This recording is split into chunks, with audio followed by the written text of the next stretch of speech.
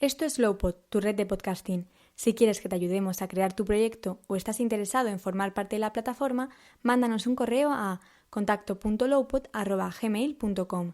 Lowpod, ¿nos oyes?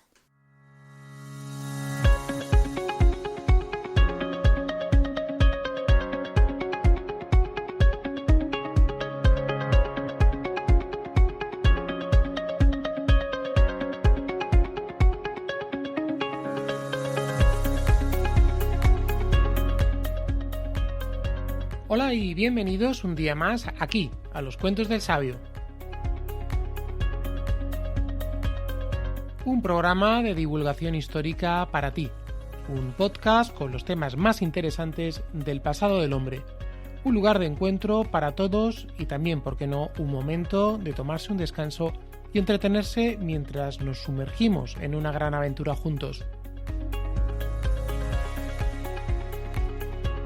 Te invito una vez más a que seas parte de esta pequeña comunidad de aprendices de sabio y hoy viajaremos a grandes obras del intelecto humano, aquellas que formaron parte de la antigüedad por su gran monumentalidad.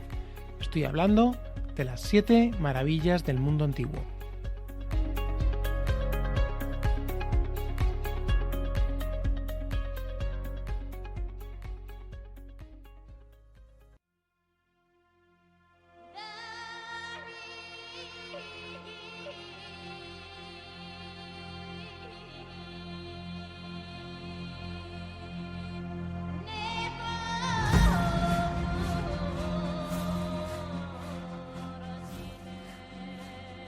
El hombre siempre ha jugado a ser como Dios o a ser como los dioses.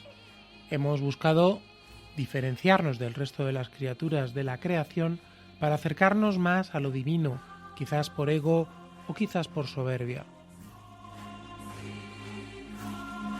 Nuestra inteligencia, nuestro elevado nivel de conciencia frente al mundo ha conducido a momentos en la historia que nos han llevado a la gloria en ocasiones y en otras ocasiones a la autodestrucción. Y esto lo podemos ver en muchos momentos del pasado, en la gloria de Roma, en las civilizaciones mesopotámicas o en los imperios europeos a lo largo de los siglos. Pero toda gloria es temporal y viene acompañada de destrucción, porque las sociedades están compuestas por mujeres y hombres que caen en la más absoluta necedad cuando creen que se acercan a ser todopoderosos.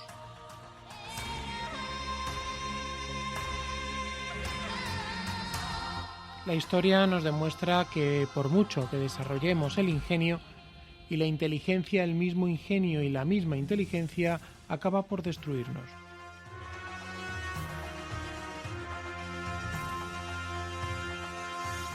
En este ir y venir y en estas subidas y bajadas el género humano siente la necesidad de plasmar en su mundo material la grandeza de sus sueños, de sus creencias y de sus deseos.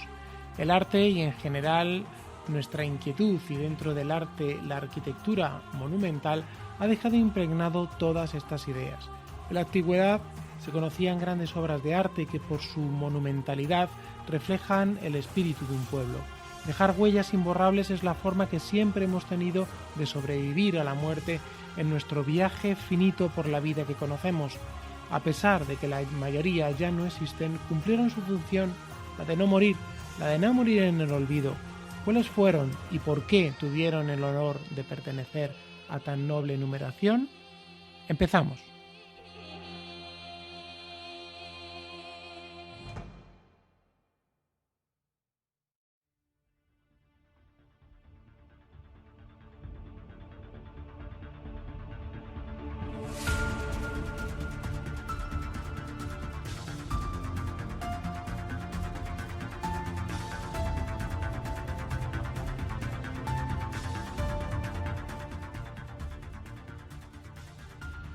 La antigüedad es una época de grandes civilizaciones que portaron grandes conocimientos y con ellos sus avances y sus progresos.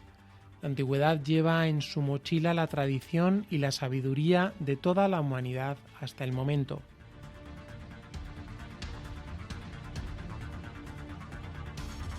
Y también en esta época desaparecieron muchos de estos conocimientos por destrucción o por olvido. Tras la caída de Roma, muchos saberes acumulados se perdieron con la llegada de una nueva era, la cristiana. Un nuevo orden mundial hizo desaparecer libros y manuscritos de la Biblioteca de Alejandría, que fue arrasada, y con ella el mayor depósito del saber del mundo.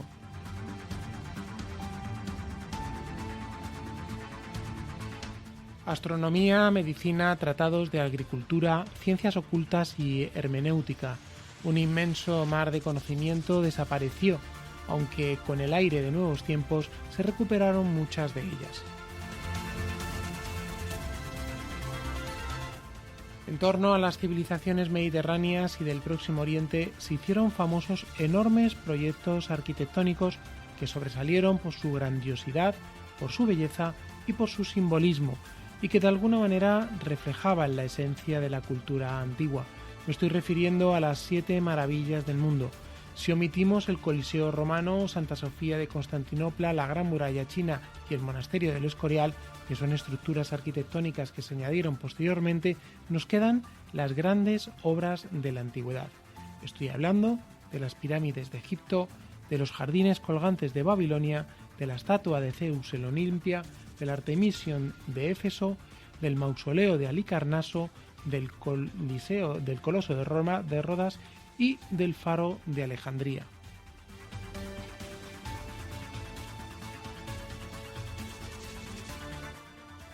Fue Antípater de Sidón, griego del siglo II a.C., quien fijó en 7 el número de monumentos y construcciones del mundo clásico, que eran la síntesis de la belleza de la obra creadora del hombre. ¿Pero por qué 7? Los números son muy importantes, ya que tenían un poder mágico y simbólico que daba sentido al conjunto arquitectónico. El 7 es un número único por sus características, ya que por un lado es solo divisible por sí misma y por su unidad, pero a diferencia del 2, del 3 y del 5, que también comparten estas características, este número está por sí mismo no engendrado de nada ni es engendrado. Los griegos creían que tenían un significado espiritual y que representaba la perfección y la pureza más absoluta.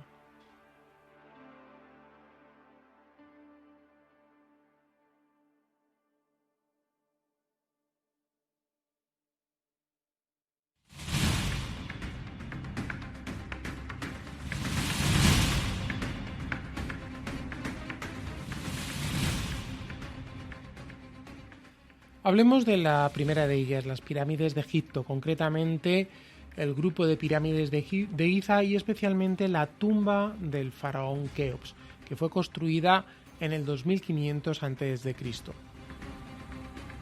Tenía una altura de 145 metros, un área de base de 52 metros cuadrados, fue el edificio más alto del mundo durante siglos y fue realizada a lo largo de 20 años con más de 2.300.000 bloques de piedra de aproximadamente 2 toneladas, aunque había algunas que llegaban a alcanzar las 60 toneladas.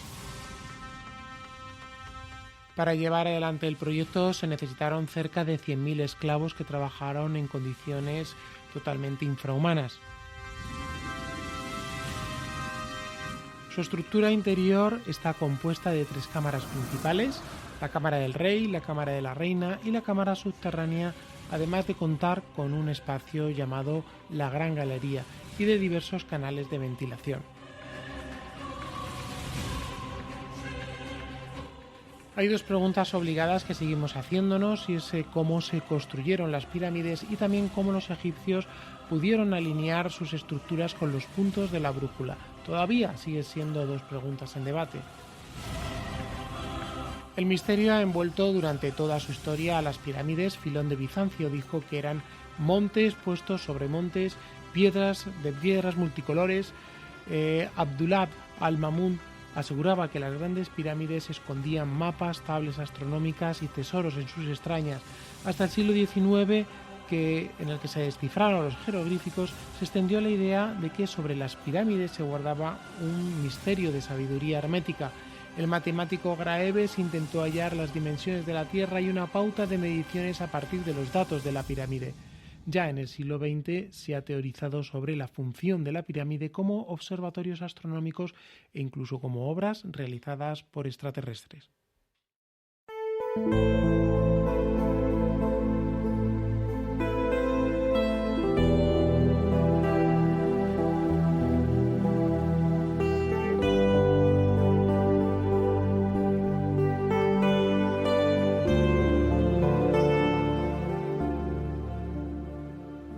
Los jardines colgantes de Babilonia.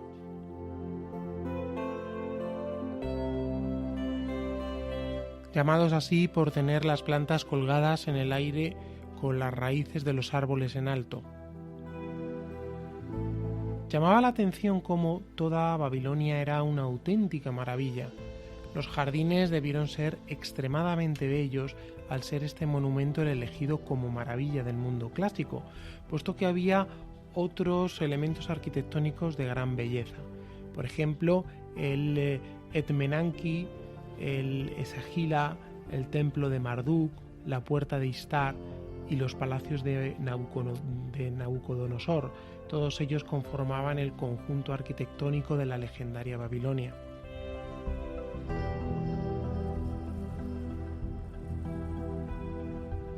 Los jardines era una enorme montaña de unos 15.000 metros cuadrados y estaba distribuida en terrazas, sostenidas todas ellas por columnas de piedra sobre gruesos muros de contención, hallándose la última a la altura de las murallas de la ciudad. En sus muros existían diversas estancias. La luz penetraba en el interior de los aposentos que estaban destinados a servir como cámaras reales y como almacenes. En una de ellas existía incluso aparatos hidráulicos para bombear el agua del Éufrates y así poder regar los jardines de esta maravillosa estructura.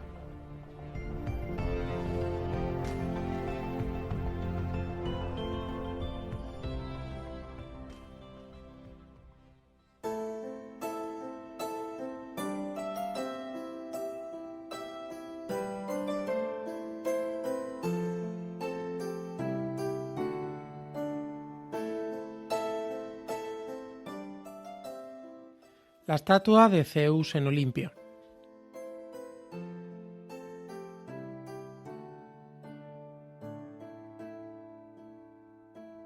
Fue uno de los más célebres santuarios de la Grecia antigua, situada en la región de Elide, en el Peloponeso, en el recinto sagrado de Olimpia, situado no lejos del mar.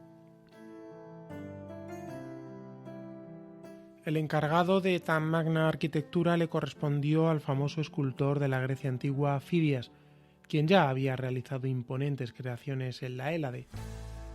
25 años después de haber edificado el templo de Olimpia, le fue encargado la realización de esta estatua destinada al gran padre de los dioses y de los hombres.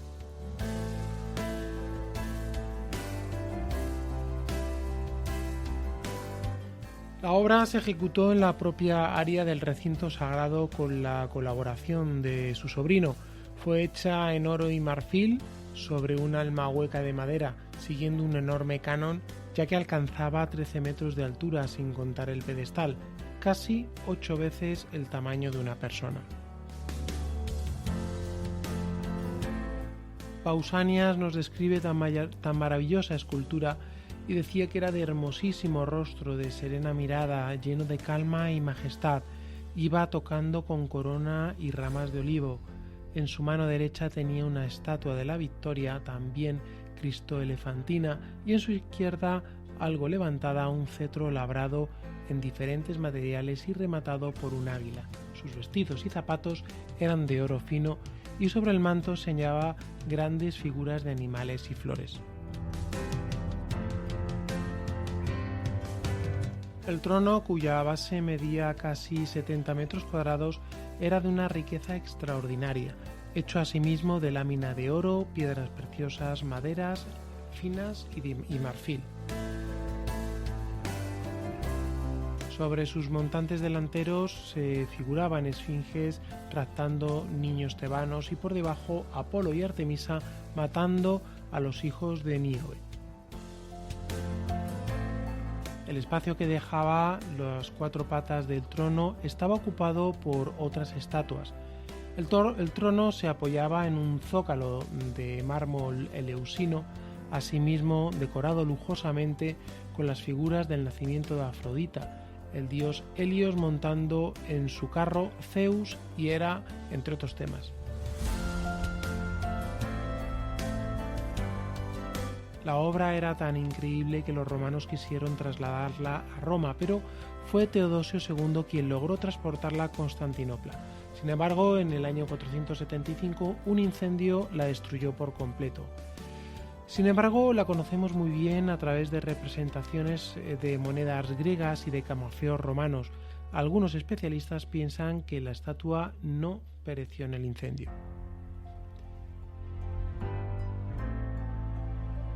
Parece ser que la estatua fue arrojada a las aguas del mar en un desesperado intento por ser salvada. Pero si esto es así, ¿se recuperarán algún día esta magnífica obra?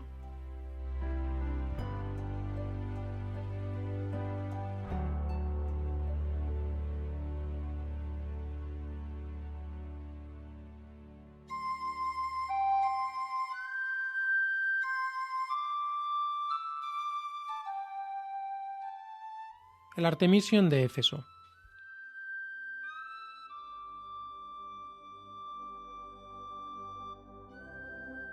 Las ruinas de Éfeso son excepcionalmente importantes, sin embargo, sobre todas ellas merece especial atención el Artemision, famosísimo templo por su magnificencia y perfección arquitectónica.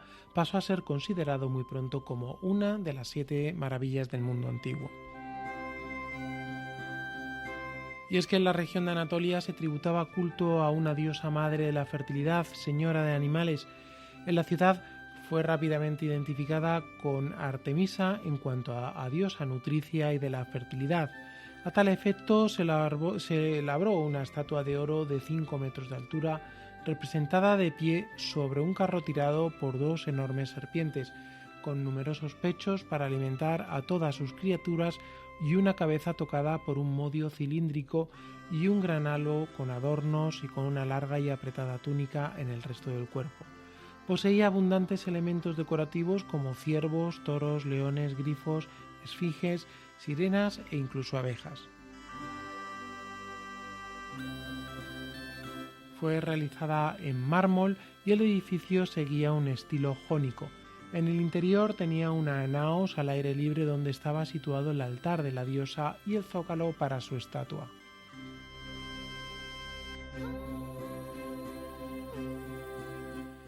Fue un punto de llegada para peregrinos y viajeros. Su función era principalmente religiosa, pero también como refugio, ya que otorgaba el derecho de asilo a personas perseguidas por la ley. Fue en el año de nacimiento de Alejandro Magno, en el 356 a.C., cuando fue destruida por un incendio provocado. Se construyó un segundo templo de parecidas proporciones, pero también fue destruido, en este caso por los godos, en el año 262, aunque se hicieron algunas reconstrucciones parciales hasta que fue abandonada en el 381. Teodosio el Grande, y ante la llegada del cristianismo el templo se perdió en el olvido, pero artistas posteriores reconstruyeron su imagen en sus obras partiendo de la imaginería de monedas encontradas en Éfeso, como es el caso de Dalí en su obra El templo de Diana en Éfeso. En la actualidad solo existe una columna que evoca el famoso templo.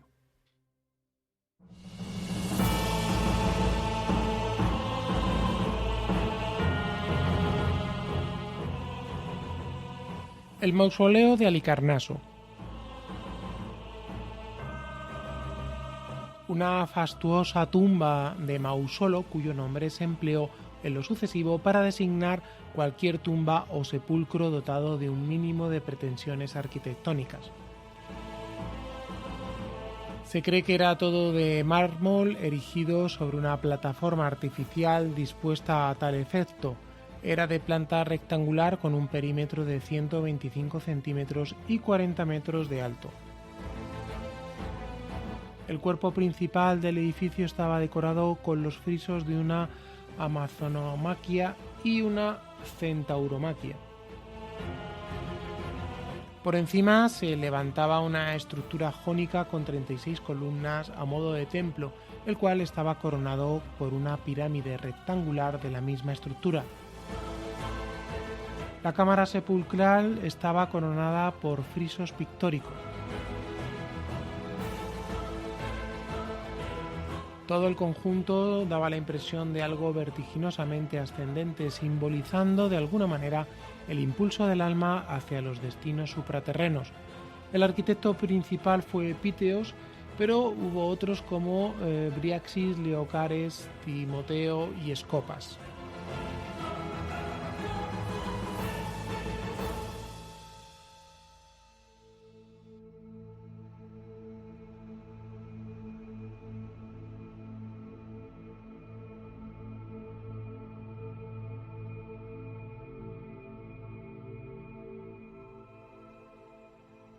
El Coloso de Rodas. Construido en la isla de Rodas, un lugar de grandes riquezas naturales, fue habitada primero por micénicos y cretenses y estaba gobernada por 3 grandes ciudades, Zos, Cnido y Halicarnaso. Las 3 formaban parte de la confederación de la Hexápolis dórica. En el siglo VI a.C. cayó en poder de los persas y luego se asoció a Atenas. Las 3 ciudades acordaron en el año 408 fundar en el extremo septentrional una nueva ciudad llamada también Rodas. Aquella ciudad superó en importancia a las otras 3, se opuso al gobierno de Antígono, hijo de Alejandro de Macedonia, quien fue el personaje más importante de esta oposición, Demetrioi Poliorcetes, que intentó sitiar la ciudad para liberarla, pero no lo logró.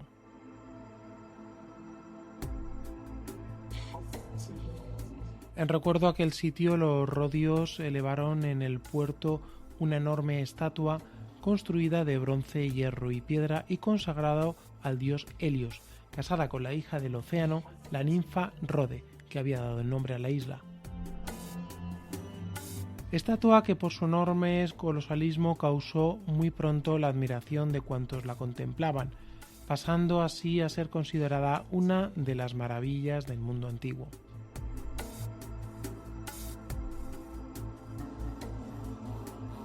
La silueta del coloso fue la de un hombre de pie, totalmente desnudo, portando una lanza y un arco con carjá y flechas. Sus piernas estaban totalmente juntas, facilitando así una correcta estabilidad, muy al contrario de la imaginación popular que lo representaba con las piernas abiertas. El interior de la estatua estaba hueca, pero contaba con enormes piedras a modo de lastre, así como gruesas barras de hierro utilizadas como traviesas de sujeción. Estaba fijada sobre una base de mármol blanco. Tras fundir una sección, el artista echaba alrededor de ella gran cantidad de tierra, cubriendo lo realizado para así trabajar a ras del suelo y operar de idéntico modo en la siguiente fase de fundición.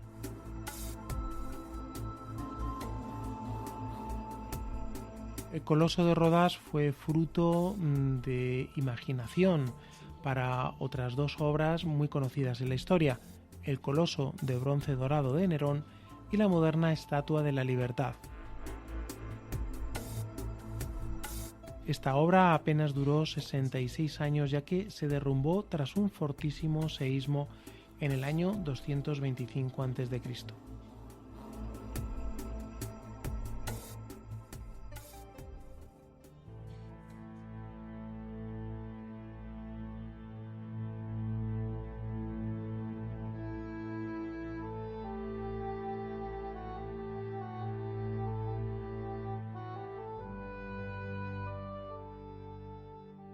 El faro de Alejandría.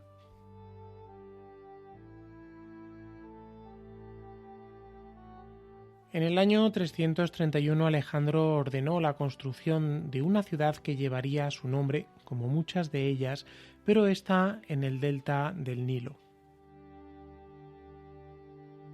De entre sus obras artísticas sobresalió su magnífico faro, que llegó a ser catalogado en la antigüedad como la 7ª de las maravillas del mundo. Fue construido por Sostratos de Cnido. Debía servir de guía a los marineros en el curso de sus navegaciones para que arribasen a los 2 puertos con que contaba la ciudad sin ningún contratiempo. El faro era batido constantemente por las olas hasta que fue unido a tierra firme mediante un dique artificial que delimitó 2 zonas portuarias. Desde luego era una torre muy alta, formaba varios pisos edificados con mármol blanco. La luz del faro pudo llegar a unos 35 kilómetros o quizás más. La construcción contó con 3 pisos de planta cuadrangular, ortogonal y circular respectivamente, de diferentes alturas, sumando entre todas una cifra que sobrepasaba los 100 metros y con una superficie de 1.600 metros cuadrados. Durante el día se quemaban maderas resinosas, pues el humo sería más visible que las llamas, y por la noche se prendían leños secos con los que se obtenía un fuego más brillante y vivaz.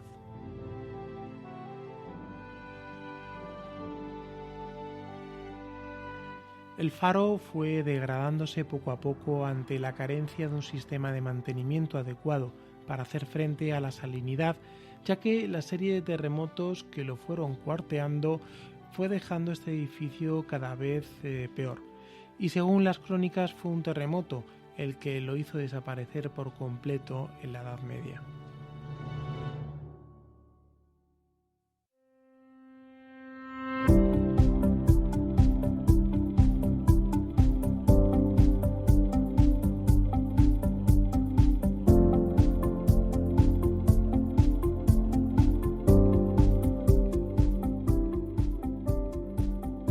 Y hasta aquí el programa de hoy. Espero que os haya gustado, que os haya hecho pensar y conocer un poquito más este mundo que heredamos de nuestros ancestros.